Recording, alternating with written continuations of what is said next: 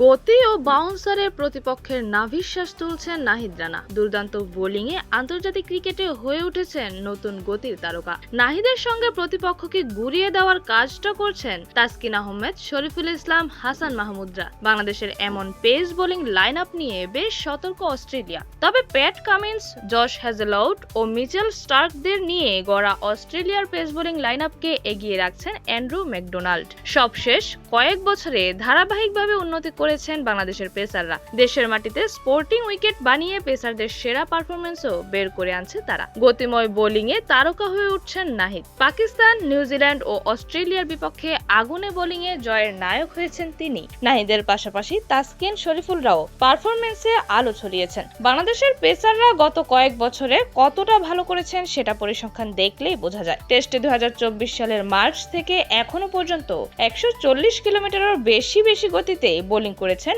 এমন পেস অ্যাটাকের তালিকায় 2-এ আছে বাংলাদেশ, যেখানে নাহিদ, তাসকিনরা 21.78% ডেলিভারি করেছেন 140 কিলোমিটারের চেয়ে বেশি গতিতে। বাংলাদেশের চেয়ে এগিয়ে আছে কেবল Australia. Cummins, Hazlewood, Starc, Scott বোলাররা 22.07% ডেলিভারি করেছেন 140 কিলোমিটারের চেয়ে বেশি গতিতে।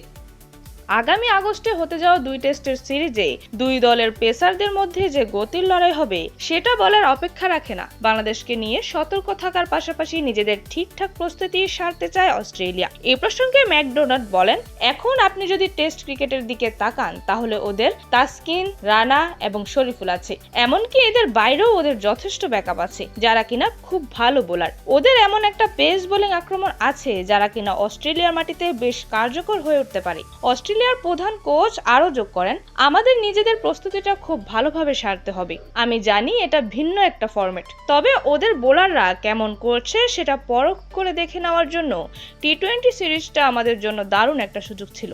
সবশেষ অ্যাশেজে অস্ট্রেলিয়া সফরে গিয়ে ভুগতে হয়েছে অস্ট্রেলিয়ার ব্যাটারদের। Jack Crawley, Ben Stokes, Ben ডকেটদের ব্যাটিং ব্যর্থতায় ধরাশায়ী হয়েছে ইংলিশরা।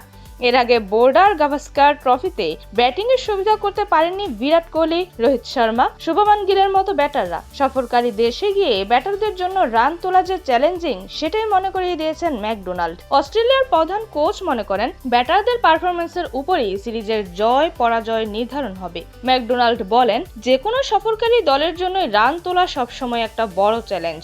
সাম্প্রতিক সময়ে আমরা অস্ট্রেলিয়াতেও দেখেছি যে এখানকার উইকেটের কারণে আমাদের নিজেদের দলের ব্যাটসম্যানরাও রান পেতে বেশ ভুগছে।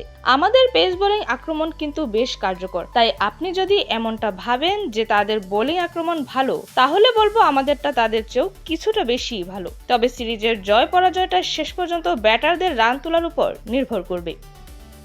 তাজরিমা, ফ্লেভার্স নিউজ।